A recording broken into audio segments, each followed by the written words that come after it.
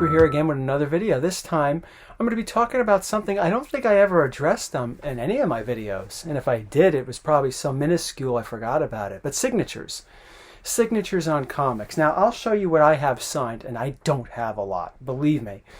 When it comes to signatures on comics, what I have is nothing compared to what probably some of you have out there or others. But, you know, just wanted to have a little bit of a conversation about signatures, show my signatures, and talk a little bit about some of the signatures that I might like to get in the future, whether it's the near or distant future, it doesn't matter. So anyway, I never really was one for signatures. You know, I was never a really big signature collector. You know, for me, it was always just getting the book.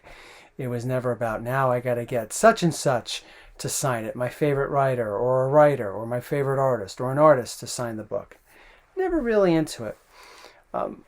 The reason why, I guess and I'm not saying I feel this way now, you know, because time, you know, over time, attitudes, opinions change, and that's no different for me when it comes to this hobby and certain things, signatures included. But I've always thought that, you know, having somebody sign the book, it's like, kind of ruining the book, aren't I? You know, having somebody purposely put a Sharpie or some type of marker or a pen to the front cover and just writing over the art or whatever. It's like, never really sat too well with me. And that's probably the reason why I don't have too many signatures. And probably the reason why I don't want too many signatures. I still maybe hold on to that a little bit. I don't know. I mean, it's probably something that's still with me.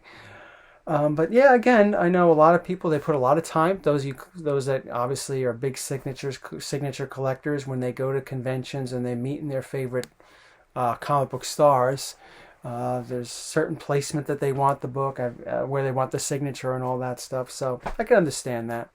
But yeah, I guess that's the reason why I felt that way. And I was never really big on meeting people. So that's probably another big thing for me, why I don't have too many signatures, or why I never really thought too much about signatures. But I don't know. As time moved on, there are still quite a few people that I wouldn't mind having a signature for. But anyway, let me show you the few signatures that I do have. Now, I have another book that's signed, but I don't have it with me right now. It's buried somewhere in one of the short boxes, and it's a nothing signature, and I don't even know the artist's name. It was the artist that drew Doom 2009 to 20, excuse me, not 2009, 2099 #1. I bought that back in 1993, and I didn't even know it was a signature. You know, back in those days, and I mentioned this in previous videos, I would go to these local cons that were at some type of hall, you know, back in the early 90s. And I would go there with maybe $20 or $30 or $40 in my pocket, and I would get a bunch of dollar books, $5 books. And if I was really, you know, letting it ride, I was getting a $20 book. And during one of those excursions, I picked up, I like the 2099 series. I bought, you know, Spider-Man 2099 #1, because back then I thought I would never have the first appearance of Spider-Man. Well, that's obviously changed. But, you know, back then it was pretty cool getting those type of books. And I was trying to get all the #1s. And Doom 2099 #1 was one of those #1s I wanted to get. And I just happened to buy one that had a signature by the artist who drew it. I forget. I think his last name was Broderick. I don't remember. It might have been Pat Broderick. I don't remember his name off the top of my head. And I don't have the book with me, but I still have it. Yeah, it was like the first signature. I remember when I got home and I was looking at it, and I'm looking at the front cover. He wrote, yeah, it's like, well, how do you know he didn't sign it? By looking at it. You know, I didn't obviously see the certificate of authenticity with the numbering on the back. I wasn't looking at that. But he didn't sign it in like a traditional Sharpie where you can blatantly see the signature. It's like he signed it at the bottom, you know, those old 2099s. They had foil around, it was almost like a frame.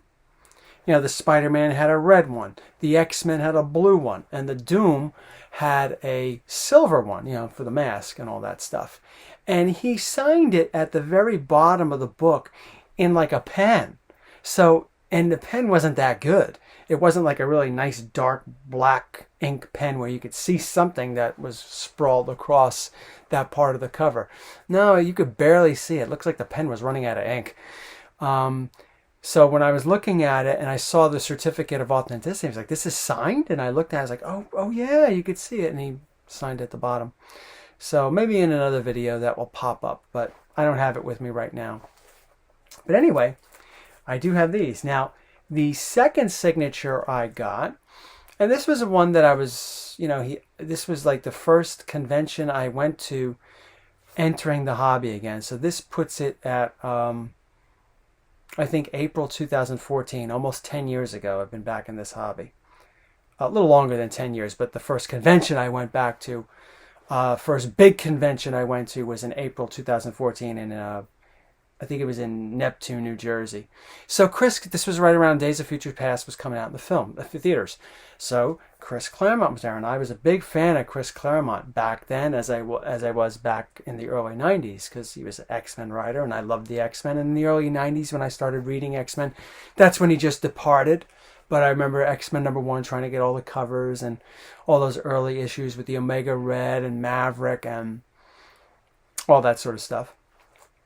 And I know he wrote Days of Future Past, and he was there at the convention, and I saw him talking, and I recorded a little bit of his, when he was up on stage talking at that event with the comic book men. They were, like, I guess, hosting him. So it was pretty cool. So anyway, I went there, and that was a great con. It was like my first really big con, and then that changed when I went to the New York con a few months later, more than a few months later. But they had a lot of great books there. And I almost bought a couple of them, but I didn't. But I remember they had the first appearance of the Crypt Keeper there and Cryptid Terror 17, which you never see at a con. And I passed on them. But I wanted to get something for... I didn't go there thinking that I was going to have anything signed. But I wanted to buy something so that Chris Claremont could sign it. And I was like, yeah, I'll go get him. I'll stand in line. So I bought X-Men 137, this book right here. Stood online, as you can see his name sprawled across the X-Men logo. I had him sign it. I'll see if...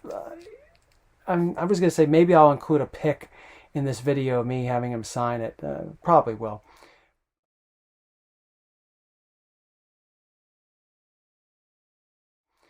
But yeah, he was really nice. I remember, before I go on to the next book that I had signed, which was about a year... almost not a year and a half, but a year and some change later. Before I get to that, one more Chris Claremont story. And I think I said this in my history of comic book collecting, those series of videos that came out years ago. When I first started collecting comics in 1993, I had somebody at a local comic book store. Well, it wasn't local to me, but I had some guy helping me get the key issues that I wanted. Remember I mentioned him? His name was Gilbert. He was helping me. He was an X-Men fan just like me. And I remember at the time when X-Men 304 was about to come out, you remember they had that little hologram card-looking thing on the side. A bunch of those, X-Factor had it, X-Force had it, Wolverine had it, and so did X-Men. And it was with 304. One of the X-Men was going to betray the X-Men. Turned out to be Colossus. But I was talking to Gilbert, and he was like a big Storm fan. And I said, I wonder... And he was one that was talking to the writer at the time, Scott Lobdell, who would stop in that comic book shop. And he told them who it was going to be. And I didn't know. I thought it was going to be Storm for some reason. And he got playfully offended because Storm was his favorite character. But he said, no, it's going to be Colossus. And I was like, really? And there it was. It was Colossus. But anyway, getting back to the point of the reason why I brought him up is because I mentioned back then it'd be nice to meet Chris Claremont. And he said, I was like, really? He said, yeah, Chris Claremont. He said, speaking of him back in 93, he said, Chris Claremont, he's not very nice and all that stuff. I was like, oh, that's disappointing. It's like one of my first times of hearing of somebody that you would like to meet that turns out to be not so nice. We hear so many stories about that in other media, just not in comics, but movies and film and sports. You look up to some of these guys or gals, and when you meet them, they're just not so nice. But anyway, remembering that story, when I met him, he was very, very nice. He talked to me. He was talking to me a little bit, despite the fact that there was a decent sized line waiting to meet him. So I have nothing but good things to say about that one time I met him. So anyway, the next signature I got here is another person that had, at least I heard, had a reputation of not being so nice, but he was very nice to me. And this was about a year and a half, let me just say, later in September, about a week before my son was born, I remember. And I'll see if I can include the photo of this too, when I met Neal Adams. I went to Zap Comics up in Wayne. I heard that Neal Adams was going to be there, and I said, you know what the hell, let me go down there, and I'll bring some books for him to sign. And I had him sign a couple of books. I had him sign, I think, 3 books.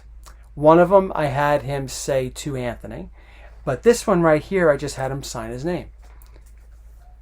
This is my, this is not my main copy of X-Men 60. I have a better conditioned copy. This is probably like a 5.5 copy.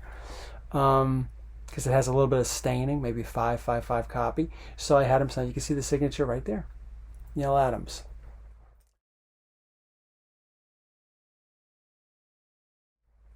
As a matter of fact, this copy of X-Men 60, I had purchased this at the convention where I met Chris Claremont, and I got this. I remember I bought this. I had Chris Claremont signed this. I walked out the door because he was right next to the door where you could enter. I walked out the door and there was a vendor there, and that's where I picked up this book. I was like, what the hell? Because I had a really shitty copy of X-Men 60 from when I first started collecting back in 1993. So I was like, maybe I'll get this copy. It looks nice. It's got some staining, but it was only like maybe $17. So I bought it, and then almost a year and a half later, I had Neal Adams sign it. I also picked up a reprint cover of what's the Green Lantern issue where not Bucky. I'm thinking of the guy, Speedy. Speedy's doing drugs. He's got the needle in his arm, and Green Arrow's all like flabbergasted in the background, and Green Lantern's giving it to him, saying, "Hey, you're a know-it-all. Look at this drug addict sidekick you have here." I think that's what's supposed to be a reprint of Green Lantern 85, I think, or 86, something like that. I had him sign that too. That's the one he personalized to me. Okay, so a little over 6 months later, I go to another con, and this was, I think, the Garden State Con in 2016. Let me see. Yeah. April 16th, I got this one. I got in a slab. April 16th, 2016. So, at that con, I met James O'Barr, the creator of The Crow, and I thought that was so cool. And I don't know if I still have that photo. I think I have a photo of me and him. I'll see if I can include it here. But I had him sign my copy of Crow #1, and he put it right over here. And that's the way I liked it. Neal Adams did a pretty good job too. He wrote it near on Sauron's wing, where it doesn't go over one of the characters' faces or word balloons. He just put it right over here, where you could barely see it. He did it in gold ink, but it was really cool to meet. I gotta change this bag. Cheap bag. But it was really cool to meet James O'Barr. I know the story of the Crow, and I think I said this in a previous video, the story of the Crow is almost like a take on his life. Obviously he didn't become the Crow, but the story is that I think in the late 70s, early 80s, he pulled over, and I don't know why, maybe a flat tire, some car trouble or whatever, and he was with his fiance, and she got hit by a truck and died. Something like that. And, he really had struggles dealing with that. And he joined, I think, the armed services. I think maybe the Army. And The Crow later on, some 10 years later, 89, I think this came out. A little less than 10 years, 88, when he's thinking about it, whatever. Was really telling almost a part of his story of the rage and the sorrow he felt after losing his loved one. Well, it was like Crow was dealing with, obviously, the loss of his life, but the life of his girlfriend. So that's pretty cool to meet him. Not all that stuff happening. 2 more. Now, I had this I had a Stan Lee autograph. I had him autograph my X-Men #1, which was a 3.0 back in 2016, back at the Comic-Con, New York Comic-Con 2016, and I had sold that one off to get my Amazing Fantasy 15. So years and years passed, and I was like, it would be nice to just have a Stan Lee autograph. So I purchased this from my local comic book shop. I just didn't care. I just wanted a Stan Lee autograph on any book. It wasn't, I was looking to get one of the big silvers with a Stan Lee autograph. So I got Stan Lee's autograph on Fantastic Four 69, a pretty much a nothing issue. And I got the certificate of authenticity and all that stuff. So it was just cool to have Stan Lee's autograph back in my collection because he is really so iconic when it comes to this hobby. And it was nice to have him again in the collection. The last signature. I saved the best for last. It's not a Bob Kane or anything like that. Right? Now, I have this one opened because the signature is on the first wrap. Right? And that's the way I prefer the signatures, on the first wrap, not necessarily on the cover. But whatever. Obviously, I have ones on the cover, and most people do. But here we have a copy of Fantastic Four #7, right? This is a very nice copy. It's probably like a 5.5. Yeah, maybe on a good day it's a 6. But, regardless, it's a nice copy for an early FF single-digit book. So let me see if I could do this carefully so I could show you the signature on the first wrap. So there we go. There we go. And what do we got there? Jack Kirby. What an awesome signature to have. Jack Kirby's been, wow, he's been gone for 30 years. I don't know if it's exactly 30 years, but I think it's pretty close. I think he died in February 1994. I remember when he died. So I think you could correct me if I'm wrong in the comments, but it was 1994, so 30 years. So it's really cool to have a Jack Kirby signature in my collection. Some people are like, oh, you got to get that verified. No, I don't. Trust me, it's a Jack Kirby. I'll end this video with maybe some signatures that I wouldn't mind getting in the future that I would like to add. Now, I don't want a ton, but I would like to add. I wouldn't mind having a Stan Lee signature on a bigger Marvel issue, other than that's Fantastic Four 69 is a nothing issue. I wouldn't mind having him on a bigger issue. I'm not saying that, when I upgrade my Daredevil #1, I need a Stan Lee on that. No. But something a little bit bigger. I wouldn't mind like a Spidey villain or anything like that. But we'll see. Who knows? There's no guarantees. I used to have a Mark Bagley, but I sold that one off. I had that on my Carnage. I wouldn't mind bringing Mark Bagley back in, One of the big ones that I would really like is Todd McFarlane. I would really like a Todd McFarlane. So who knows? If I upgrade my Amazing Spider-Man 300, that to me, other than maybe a Spawn #1, right, would be the definitive Todd McFarlane book to have his signature on. So we'll see. I would like to get Todd McFarlane. I wouldn't mind having Jim Lee too. Jim Lee has obviously been very important to me. When I started the hobby, I was in X-Men, and even though Jim Lee had left, but I really loved his artwork. I loved his artwork on the X-Men Series 1 cards. So I can't say that Jim Lee is not an important part. It doesn't hold a place in my heart when it comes to great artists. I'd like to get Frank Miller. I'd like to have him on a Daredevil. Obviously one of those Daredevil books. I mean, that would be fantastic. I wouldn't mind a Bernie Wrightson. Am I going to try to get a Bernie Wrightson House of Secrets 92? I want to upgrade my 6.5 to a 7.5. Are we going to get a 7.5 Bernie Wrightson? I don't think so. That book is expensive as it is in that grade. But, there's many great Bernie Wrightson covers, from the House of Secrets, House of Mystery run that I wouldn't mind having. We'll see what happens down the line. I think that's about it. I mean, it's a lot, right?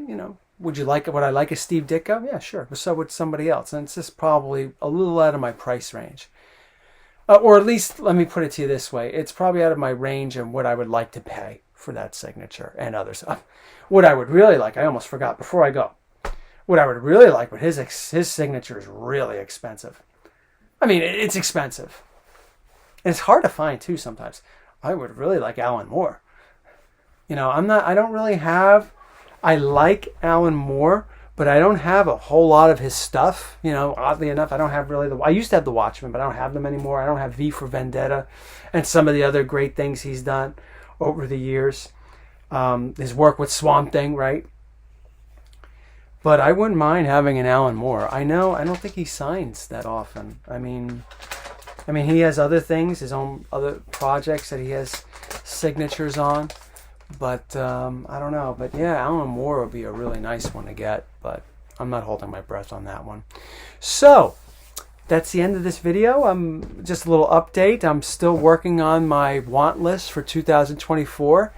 I don't know when my next haul would be. I'm thinking March or April. I don't really want to quickly. I don't want to do them too quickly. I like to add a decent amount of books, like my last haul, 55, to show you. But currently, that next haul, there will be one from the top 2024 books I'd like to get. There will be one on there, definitely. And a couple others that I mentioned. So hope you'll tune in for that. But in the comments, what signatures do you have? Or what signatures do you want? Or what do you feel about signatures? Again, leave them in the comments. Thank you for watching, everybody.